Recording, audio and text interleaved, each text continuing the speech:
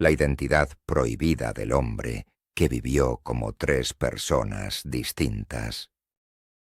Había aprendido a caminar entre sombras mucho antes de entender que su vida se dividiría en tres.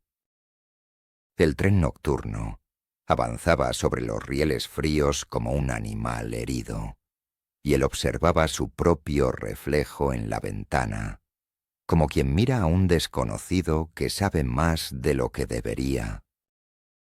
Cada vibración del vagón parecía arrancarle un fragmento de memoria. Cada destello de luz revelaba un rostro que no sabía si realmente le pertenecía. Esa noche, mientras las ruedas cortaban la oscuridad, comprendió que la historia lo había condenado a existir como tres hombres distintos, y que ninguno de ellos tenía un nombre verdadero. La primera identidad surgió de un orfanato destruido por la guerra. El joven que fue registrado allí nunca apareció vivo. Su nombre quedó libre, suspendido, abandonado como un abrigo olvidado en una estación vacía. Él lo tomó sin ceremonias. Lo usó para sobrevivir, para estudiar, para respirar. Ese nombre lo protegió durante años. Le dio acceso a trabajos, a documentos, a una vida que parecía ordinaria desde fuera. Pero también lo encerró dentro de una historia ajena. Con los años, sintió que la vida que llevaba era demasiado estrecha, como una piel que ya no encajaba sobre sus huesos. Los recuerdos del verdadero dueño del nombre comenzaron a mezclarse con los suyos propios. A veces despertaba con memorias que no reconocía, rostros de personas que nunca había conocido, lugares donde nunca había estado. Era como si el nombre trajera consigo fragmentos del alma de quien lo había poseído antes. Un día, sin dejar rastro, dejó de existir. La segunda identidad fue una construcción meticulosa. Se inspiró en un apellido aristocrático que había desaparecido décadas atrás, envuelto en tragedias familiares y silencios gubernamentales. Compró documentos en mercados clandestinos, imitó firmas con precisión quirúrgica, copió gestos observando fotografías antiguas. Inventó recuerdos tan detallados que él mismo comenzó a creerlos. Durante un tiempo, vivió como un hombre respetado, dueño de propiedades heredadas, invitado frecuente en salones donde las conversaciones giraban siempre alrededor de quienes tenían poder para borrar o crear historias. Las mujeres lo encontraban enigmático. Los hombres lo respetaban sin saber exactamente por qué. Tenía esa cualidad magnética de quien parece conocer secretos que otros apenas intuyen. Era una vida cómoda, pero artificial, como un escenario iluminado que oculta un abismo detrás de cada cortina. Los sirvientes notaban que a veces hablaba dormido en idiomas que no debería conocer, que miraba fotografías familiares con una nostalgia demasiado profunda para ser fingida. Un día, esa identidad también fue abandonada. No porque hubiera fallado en su propósito, sino porque comenzó a sentirse igual de falsa que la primera. El vacío seguía ahí, intacto, esperándolo cada mañana frente al espejo. La tercera identidad llegó como un susurro prohibido, un nombre tachado en archivos estatales, un expediente borrado con tinta negra, una persona que oficialmente nunca había existido. Adoptar ese nombre no fue un capricho ni una necesidad práctica. Fue casi un llamado que emergió desde algún lugar profundo de su consciencia. Los documentos eran fragmentos incompletos. Una fotografía recortada donde solo se veían los ojos. Una firma interrumpida a mitad del trazo. Un lugar de nacimiento que ya no aparecía en ningún mapa moderno. Era la identidad de alguien que había sido eliminado del registro humano por razones que nadie se atrevía a mencionar. Al asumirla, él entró en un territorio peligroso, un espacio donde las leyes no podían alcanzarlo, pero tampoco protegerlo, donde la realidad y la ficción se fundían en algo nuevo e inquietante. Esa identidad fue la que finalmente lo puso frente a los ojos del Estado. No porque hubiera cometido algún crimen, sino porque había tocado un nombre que nadie debía tocar. Un nombre que pertenecía a un archivo clasificado como prohibido. Las sospechas comenzaron cuando una mujer lo reconoció en una ciudad costera. Lo llamó por un nombre distinto al que él usaba en ese momento. Su voz temblaba cuando pronunció las sílabas, como si invocara a un fantasma. Días después, otro hombre aseguró conocerlo con un tercer nombre. Juró haberlo visto en circunstancias imposibles, en fechas que no coincidían con ninguna línea temporal coherente. Ninguno de los testigos mentía, ninguno estaba equivocado. Las descripciones coincidían con exactitud milimétrica. Su rostro era el mismo en cada relato. Pero las vidas asociadas a cada nombre eran completamente incompatibles. Fechas, lugares, profesiones, relaciones sentimentales. Nada encajaba. Parecía tres hombres distintos habitando el mismo cuerpo. La investigación se transforma en un laberinto sin salida. Cuando los agentes intentaron rastrear su origen, descubrieron que no existe un registro oficial de su nacimiento. Las fotógrafas de su juventud no correspondan a ninguna institución educativa.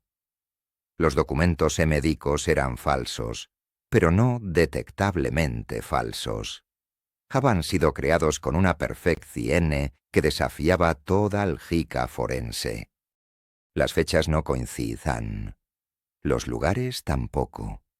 Todo era simultáneamente real y falso. Como si su vida hubiera sido diseada específicamente para resistir cualquier intento de reconstrucción. Las entrevistas con quienes lo habían conocido resultaron a NNMS perturbadoras. Algunos lo describan como un hombre célido, generoso, de voz suave y mirada compasiva.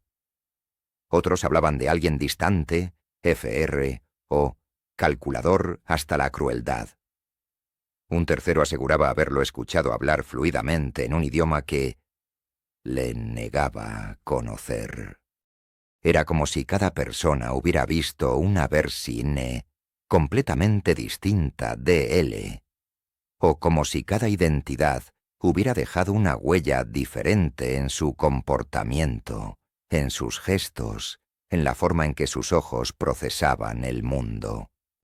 Las autoridades crearon un expediente especial. Lo llamaron Archivo de Identidad Prohibida. Era un protocolo utilizado únicamente en casos extremos de espionaje internacional, infiltración gubernamental o fractura psicológica severa. Pero este caso no encajaba en ninguna categoría existente. No había baseales de entrenamiento militar. No había conexiones con redes clandestinas. No había indicios de trauma que explicara una disociación tan profunda. La única constante era que el SAP AMS de cada una de sus identidades de lo que deber a ser humanamente posible sin haberlas vivido realmente. Cuando finalmente lo detuvieron, no opuso resistencia. Estaba sentado en un banco de estación de tren, mirando un reloj antiguo que colgaba del techo, como si esperara una hora que nunca llegara. Los agentes lo rodearon con armas desenfundadas, pero él solo alzó la vista con una calma desconcertante y dijo que ya era momento. Sus ojos no mostraban miedo, mostraban agotamiento, un cansancio tan profundo que parezca atravesar décadas, como si hubiera cargado 3 vidas completas sobre sus hombros durante demasiado tiempo. En su primera declaración oficial, pronuncia una frase que deja perplejos a todos los investigadores presentes. Dijo con voz serena que esos no eran sus nombres, que él solo los había sostenido para que no desaparecieran. Cuando le preguntaron qué significaba exactamente, guardó silencio durante horas. Pareja estar eligiendo cuidadosamente qué fragmentos de verdad entregar y cules dejar enterrados para siempre. En un interrogatorio posterior, a algo a NMS perturbador, asegur que cada una de sus identidades pertenezca a personas que haban sido borradas por el Estado, personas que ya no deban existir, personas cuyas historias haban sido eliminadas por razones políticas, familiares o secretas que nadie recordaba. Dijo que él no había inventado nada, que le solo ocupaba el espacio VAS o que otros dejaron a ter S, que los nombres lo encontraban a L, no al rev S. Los agentes se miraron sin saber si estaban frente a un impostor brillante o frente a un hombre que cargaba un don peligroso. La capacidad de absorber identidades abandonadas como una esponja absorbe agua derramada. Una madrugada, mientras revisaban el expediente por 100ª vez, los investigadores descubrieron una fotografía antigua, escondida entre documentos clasificados. Era borrosa, dañada por el tiempo y la humedad. Mostraba a un grupo de jóvenes en un orfanato destruido por bombardeos. En la esquina inferior derecha, una figura ocultaba su rostro con las manos. La forma del cuerpo era idéntica a la suya. La postura, la inclinación de los hombros, todo coincidía. La foto no tenía fecha, no tenía nombre, no tenía historia. Era un vacío, igual que él. Cuando intentaron llevarlo a juicio, apareció un obstáculo insuperable. No podían acusar legalmente a una persona que no tenía identidad legal verificable. No podían juzgarlo, porque no podían definir quién era. Ninguno de sus 3 nombres correspondía a una persona viva registrada. Ninguno era técnicamente suyo. Ninguno podía ser procesado. Ante la ley, él era un espacio en blanco, una anomalía que el sistema no estaba diseñado para procesar. Y entonces ocurrió lo inevitable. Una noche, las cámaras del centro de detención fallaron durante exactamente 8 segundos. Cuando volvieron a funcionar, la celda estaba completamente vacía. La puerta permanecía cerrada desde afuera. No había señales de fuerza, ni de fuga, ni de intervención de terceros. Los guardias juraron no haber escuchado nada. Sobre la cama había un cuaderno abierto. Una sola frase escrita con caligrafía extrañamente elegante ocupaba la página en blanco. Decía que la identidad no pertenece al cuerpo, pertenece a la historia, y la historia siempre la recupera. Desde ese día, hay reportes esporádicos de un hombre con un rostro muy parecido al suyo en distintos lugares del mundo. A veces lleva un nombre nuevo, a veces uno antiguo, a veces ninguno en absoluto. Se aparece donde alguien ha desaparecido, donde un nombre ha sido borrado, donde una historia ha quedado sin dueño. Dicen que él no vive sus propias vidas. Vive las vidas que otros perdieron. Las sostiene para que no se desvanezcan en el olvido.